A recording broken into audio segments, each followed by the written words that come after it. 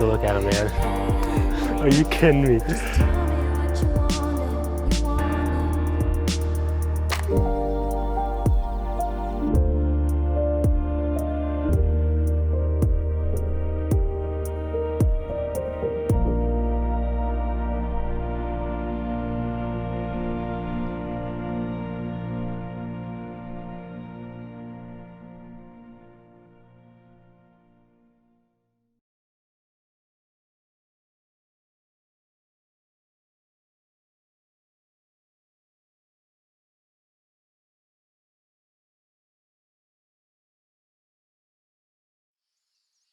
All right, it's Sunday, May 19th.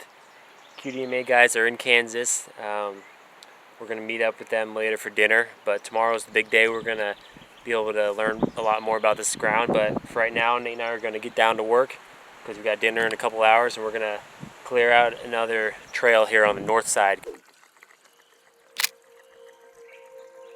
One of the first purchases we made for the 80 was a heavy-duty immobile mower. The 80 is very thick, full of buckbrush, roses, and other thorny plants. Some places on the property are so thick we can't get through them.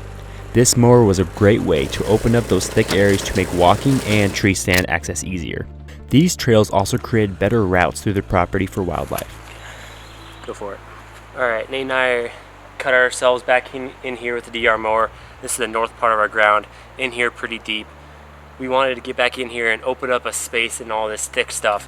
So we're going to set up a block here, protein block, and then also a mineral site. This is definitely futuristically, we're looking at a couple stand spots for coming fall, and maybe you might get a little food plot, maybe a small clover plot in here to keep the deer kind of food right next to their bedding, because they're definitely bedding right in this stuff. So it's going to be a nice little honey hole later on. Thomas and I have been proponents of quality deer management for the last few years. But before we owned our own property, it was frustrating not being able to control or manage the deer herd, plants, and food sources for wildlife. That's going to do it. Today was way different, a lot cooler temps, and we have not found a tick yet. Last time, we probably had 50 or 60 ticks. Yeah. So, game changer that way, but finished clearing the path. Tomorrow's going to be an awesome day. Excited to have the QDMA guys here. The Quality Deer Management Association was founded in 1988 and is now made up of over 60,000 members in all 50 states. The QDMA was created to inform deer hunters about QDM, which creates healthier deer populations, habitat, and better hunting. Thomas and I strive to create a balanced deer herd with a 1-to-1 buck-to-doe ratio and let our bucks reach full maturity before harvesting them. With that in mind, we quickly reached out to Matt Ross and Alex Foster at the QDMA and invited them to take a walk on our property. Matt is the Assistant Director of Conservation and Alex is the Wildlife Cooperative Specialist in Missouri.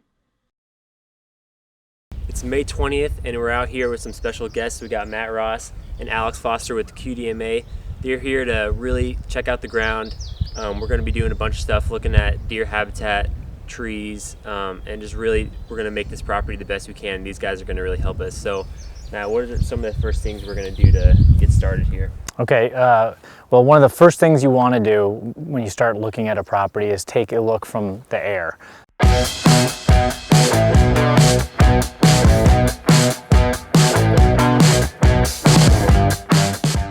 30,000 feet up, just see how your property compares to your neighbors, the general landscape, and how that all connects to each other to get an idea of deer travel. We've done that already. So what we're doing today is we're ground truthing. We're going out and seeing if what we saw from the air on the aerial is actually true. So we're going to inventory what's out there for types of trees, the age, the composition of the trees, and then anything that's non-forested, what's out there for food and cover for deer. And then after that, we'll package all that up with a discussion of your objectives, your family's objectives, and leave it with a set of prescriptions of tasks you can complete to improve the property. Go like this. It's this L shape, and the deer are likely going to be traveling during the fall because their home range in the fall expands greatly. Normally during the year, like this time of year is when their home range is the smallest. They might only have home ranges of 150 acres. You know, I'm giving you like just a shot, or like a long shot of a number, and they're a core area where they spend 50% of the time. So 1 out of every 2 times you locate the deer with a GPS, they're on that core area. Those are typically 20 to 30 acres, so they're like 10% of what the home range is. But during the fall, a buck's home range might be 1,000 acres. Yeah. It goes up like 10 times. Okay. And the core area goes up 10 times too. So instead of 20 to 30 acres, it'd be 200 to 300 is where you might find them 50% of the time. So just kind of give you an idea. So that 80 in the landscape doesn't mean as much now as it does during the fall. But during the fall, deer movement is going to be like this along this corridor, which you guys know. You got to think about that in the big picture of things, because deer will be crossing the property and it's going to hold deer as well. So home range is where deer are 90 to 95% of the time. Core area are where they are 50% of the time. That does expand, like we just said, 10 times, up to 10 times that will. But then deer will do something called excursions, where they will take a jaunt for 1 to 3 days and return back to their home range. So they literally leave their home range, that 90 to 95% confidence interval home range, and will go like 1 mile to 3 away, and then return back within a day to 2.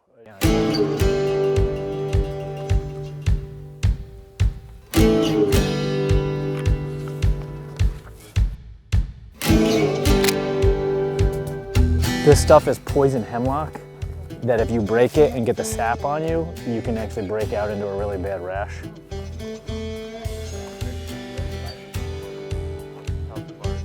See how this has been like eaten over and over and over again? I just wanted to see if it was deer, but I think that's cattle. So we're getting away from the pasture, we're getting away from the influence of cows because they probably aren't crossing this creek, and the plants are starting to change a little bit. We're seeing trees of a different type, right? So we're seeing hickories, hackberry, basswood, more buckeye, but more mature buckeye. And what I'm starting to see now is on this bank, we got poison ivy, which deer will like. We have jewelweed, we have dogwood, which is an incredibly favorite food of deer. And that one's probably surviving because it's coming up through that cedar and the deer aren't getting to it because it'd be difficult. But my guess is that seed is in here. Looking at a forest from the eyes of a forester, but thinking about it as a deer hunter, I asked 2 questions. Okay, what is that doing for deer? Is it dropping something, some kind of food that deer want, some kind of hard mass or soft mass? And if not, it's casting shade, and shade is generally not preferred by deer. You want something that's got a little bit of sun in here. Shade is good during the summer. So if not, if I cut it down and it starts to resprout as a hardwood, anything that's deciduous, most of them will sprout either through the stump or root suckering, will deer eat it. So timber stand improvement, as we were talking about, is the idea of improving the forest, removing poor quality or undesirable trees and leaving the trees that you do want for forest production. But TSI can be done in a wildlife focus, especially for deer, by saying, okay, let's remove trees that deer don't want to eat or are not producing fruit. So if I was going to cut down this hackberry, and it started sprouting, I know that deer aren't going to really want hackberry, so you spray it, you herbicide it. You can cut trees down that are not producing fruit for deer, but deer want to eat, and don't spray it, and when it sprouts, you're providing food at the ground level. That's where TSI comes in for deer. If I had like a digital screen in front of my eye, start like clicking on them with a button and be like, remove it, remove it, remove it, remove it, and I can see the trees that would be left and the spacing and just say, wow, that'd be pretty good. You'd have, you know, canopy closure would go from, right now we're probably 80% of it's closed, to get it down to 60 or 50% of it closed. Then the sunlight coming in would be much more dramatic, and you'd start seeing sun-loving species showing up, which right now you're getting shade-loving species. Matt and Alex talked a lot about canopy closure or crown closure. Crown closure is important because that tells us how much sunlight can reach the ground of our property. In some places we have 80 to 100%, which is very shaded. In others we have 25 to 50%, which has more sunlight. Deer want sunlight hitting the floor to produce bedding areas and preferred food. Like Matt said, they want sun-loving species. Oh, and you can't see it from the road. I could see deer working probably more likely this drainage. Yeah. Timber stand improvement, or TSI for short, is a process of strategically removing timber in specific areas to improve better timber, forest health, and habitat. In a hunter's eye, we see better bedding and really, food for deer. Stereotypical bark of one. They have that variation of leaves like that?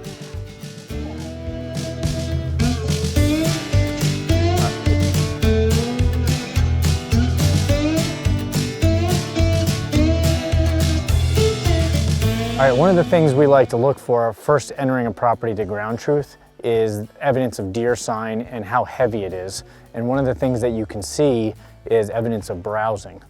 Deer are what we call concentrate selectors, so they will concentrate and select the most nutritious plants and plant parts at different times of the year. This time of year we're out here, it's May, late May, everything's greening up, but there's still a lot of things that are growing. So I start to look for plants that are highly preferred. Most hunters aren't going to know what's highly preferred, but you can look that up online on QDMA's website in different books, and start looking for the preferred plants first.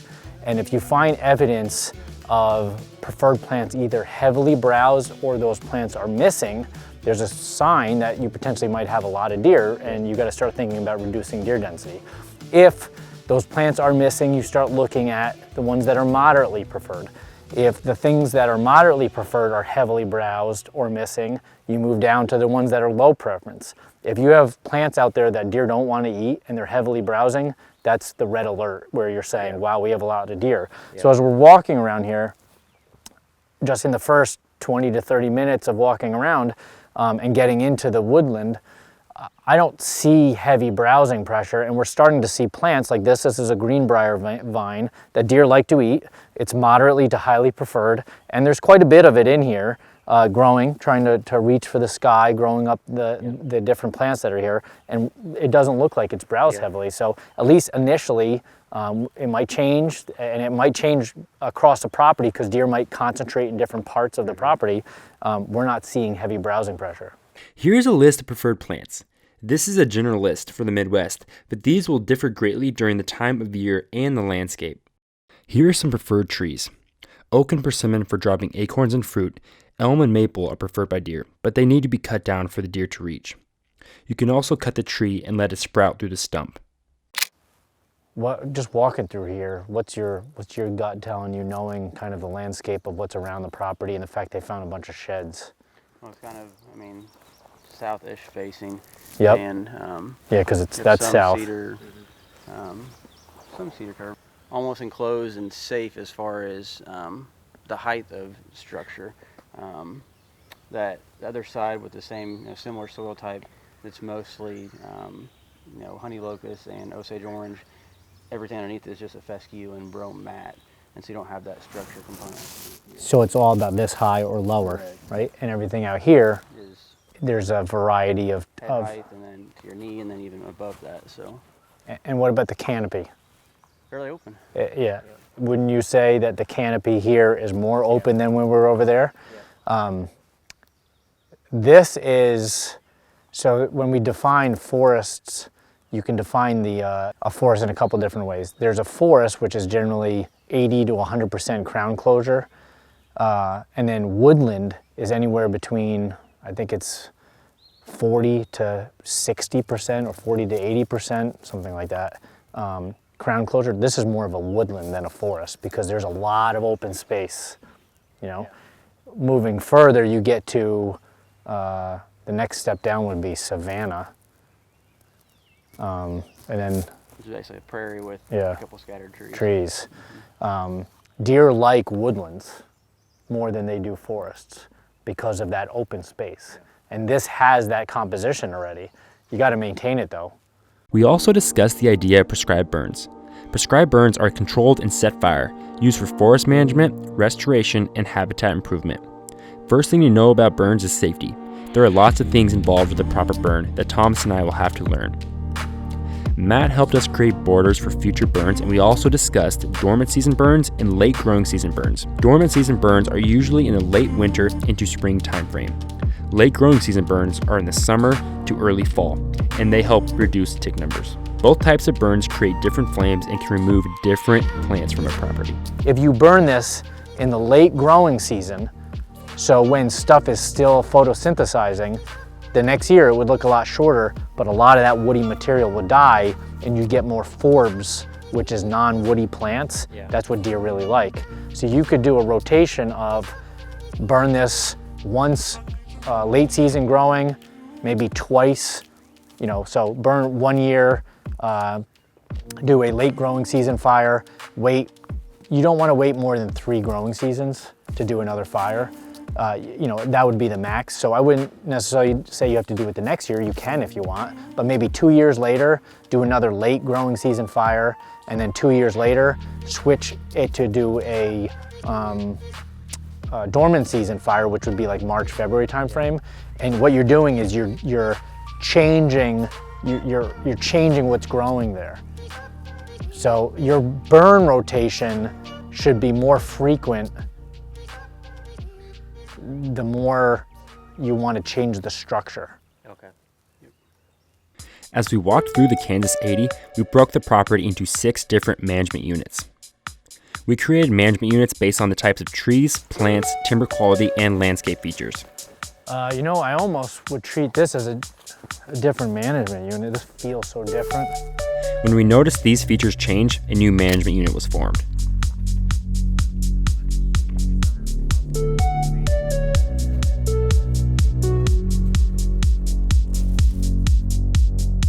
If I cut a walnut, I would spray it because now there are, like, there's actually some straighter trees in here compared to the other side of the creek. And you know why? It's because it's closed canopy. So those trees were forced to grow straight. So some of those trees, like I wouldn't cut that one. That actually has a half a log in it.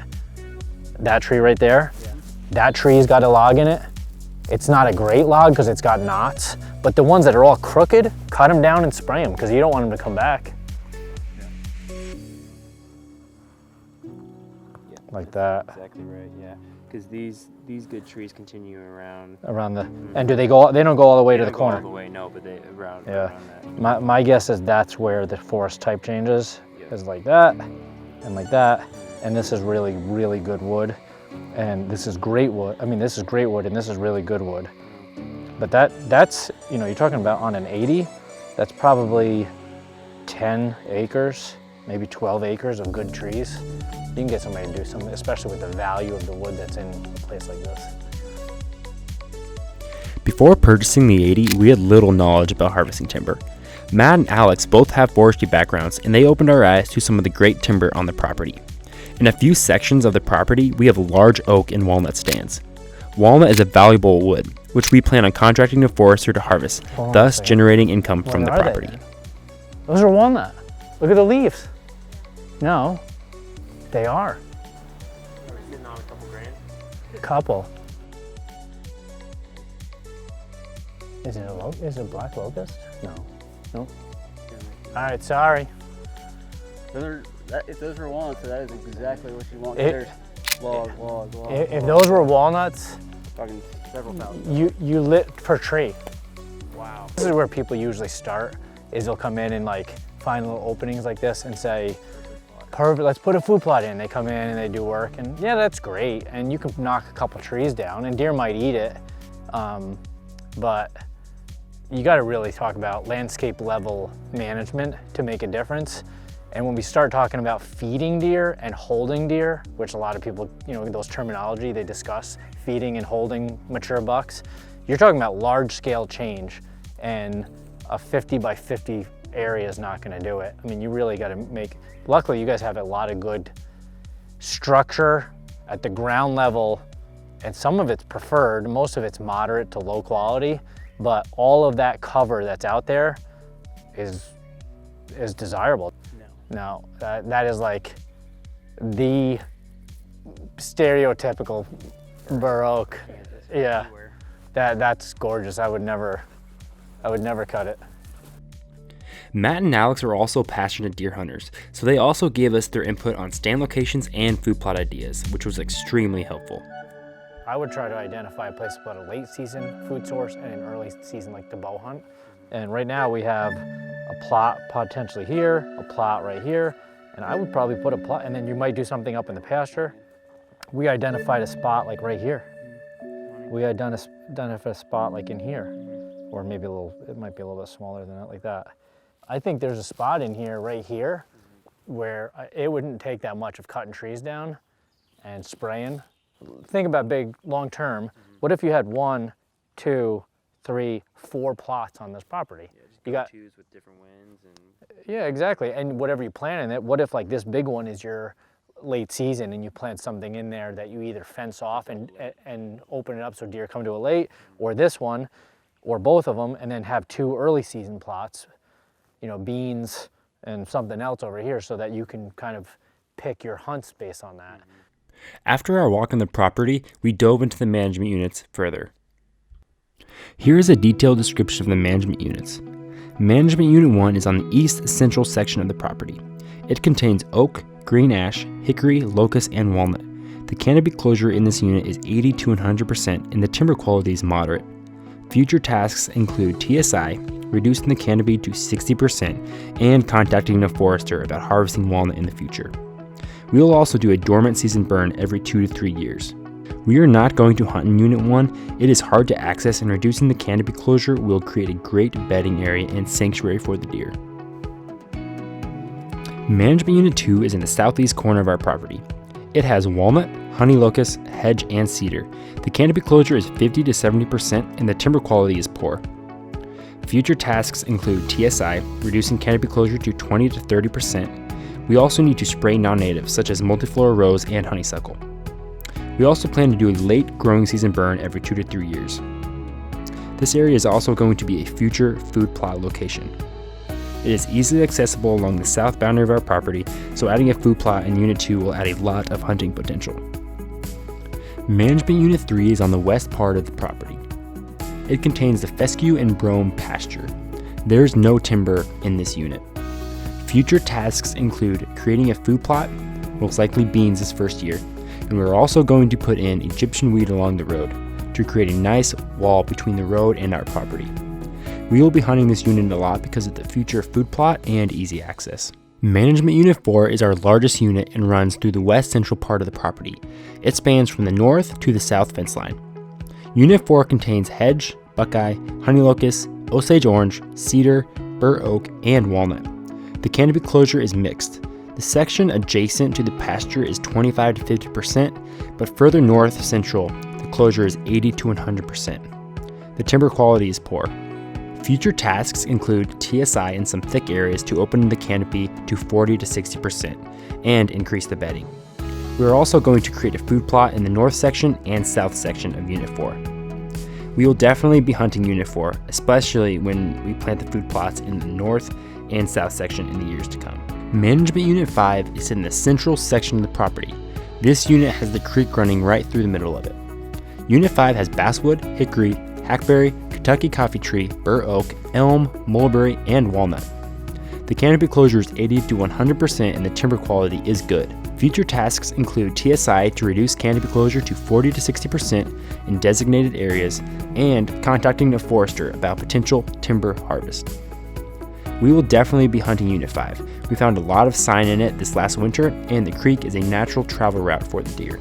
And finally, Management Unit 6. Unit 6 is located in the northeast corner of the 80. This unit has the most mature timber on the property.